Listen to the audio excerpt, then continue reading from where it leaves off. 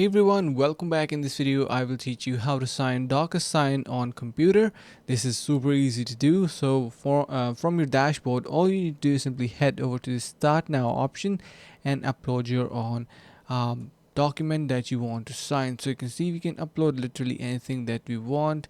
Click on open, and below you will be able to see that we have multiple options. So you can add a recipient, then we can add a message, and click on sign. Once you click on sign, it will get you to the screen where you can custom add your signatures. So just hold on a bit and I will show you how you can add your custom signatures. Once our file is going to be opened, you will get this option of signature on the left side of your screen. So click on that signature and put that anywhere that you want. Like for example, at this point, this looks pretty good. And yeah, super easy, and I hope this is going to be helping.